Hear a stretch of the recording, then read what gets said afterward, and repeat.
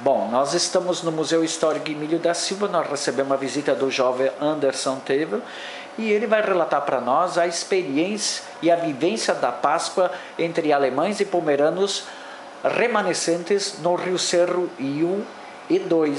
Lá aconteceu, nesta Páscoa de 2013, a tradição do Estiba. Anderson, conta para nós o que é que foi feito em matéria de história e memória, se preservando os valores pascais.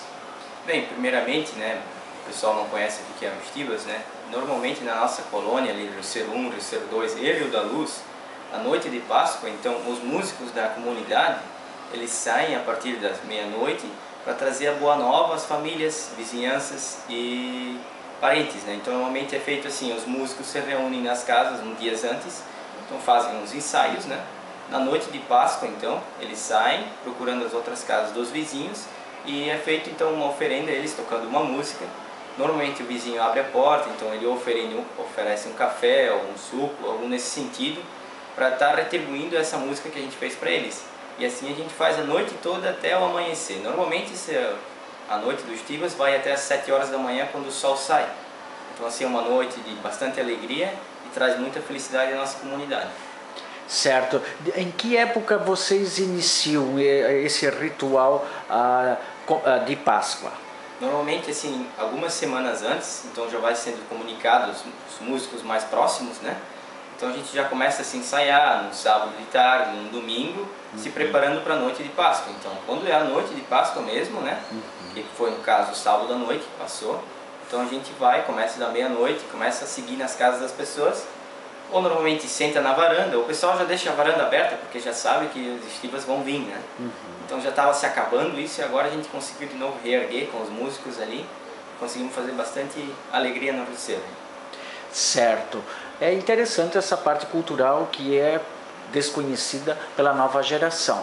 Quando que foi reavivado esse movimento cultural? Em que ano vocês começaram isso? Olha, desde quando eu iniciei ali meus estudos no bandoneon lá com meus 13, 12 anos, então sempre a gente já ouvia falar, Estibas, isso era bonito, naquela época das Vagur, Atmane Cross, Fata Gizat, Isso era uma coisa boa, meu avô sempre falava. E aí eu comecei a aprender o bandoneon, aí tinha um tal de um Matias lá, Kleiner Matias, a gente fala pra ele, E ele então tocava trompete, ele falou um dia pra mim assim, não, se tu quer, tem interesse, então a gente vai, então. E ali se começou, então, foi eu, ele, junto, Uma noite, depois se juntou o Jonas Matias, também um rapaz que está aprendendo bandoneon lá no Rio Cerro, e assim se foi. Aí tem os outros rapazes lá em cima, como o meu tio também, que toca violão. Eu acredito que deve ter 4 ou 5, assim, grupinhos que vão fazendo o vale todo ali, Qual o nome do seu tio? Nelson Diogo, o nome dele. Certo. Muito bem. Este ano, quantas pessoas participaram desse movimento e quantas famílias aproximadamente e quais as localidades que vocês visitaram ali? Olha, por nossa parte, do nosso grupinho ali, que foi esse ano, infelizmente o Matias não pôde ir junto, porque ele estava com gripe, então para tocar trompete é impossível se tu tá gripado, Então foi eu e o Jonas com 2 bandoneon, um bandoneon A e um bandoneon B, Então a gente fez uns ensaios antes, porque tem essa diferença de tonalidade, então eu tive que trocar de posição para tocar junto, senão não funciona. É um negocinho bem mais difícil. A gente começou lá em cima no Rio Cerro, lá onde é o final do Rio Cerro, lá em cima, na Tifa Ribeirão Almo. Começamos com a minha tia lá em cima, Elvira Teva. Começamos descendo o vale, então, pelo Kister, pelos Brown, e assim a gente foi. Depois a gente começou a subir aqui o Rio Cerro, sentido Rio Cerro 2. Então a gente pegou todas essas famílias do Matias, todas essas famílias do Guilherme. Eu acredito que a gente conseguiu atingir em média umas 60 ou 70 famílias que a gente conseguiu fazer visitas, Tem várias pessoas assim que a gente pegou do Rio Cerro e o Rio da Luz, A gente nem conseguiu completar o trajeto porque o sol saiu, então a gente é obrigado a parar, Mas foi muito legal. Certo.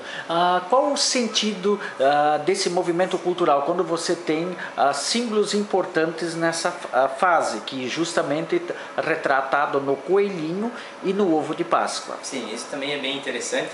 Normalmente o que foi passado para nós de geração por geração, quando se tem o coelho, para nós representa a família, então, Porque coelho sempre tem vários, Então isso representa a nossa família, como eles são unidos, como se deve seguir o caminho. E o ovo que se traz é uma nova vida que chega, então é uma nova esperança, um caminho novo, é um desafio novo de criar, de cuidar. Vamos dar um exemplo, uma plantação nova que você tem lá, que você tem que cuidar para botar o adubo certo, para no outro ano você poder ter uma colheita boa. Então isso é a esperança nova nossa.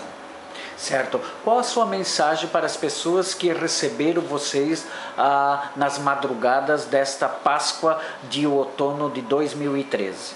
Como a gente já sempre fala, né, a gente espera só o melhor para essa família, que Deus esteja junto com elas. Und eine gute Tag bei euch, die alles noch leben gute wird und fröhlich ausgehasert, ja. Dankeschön.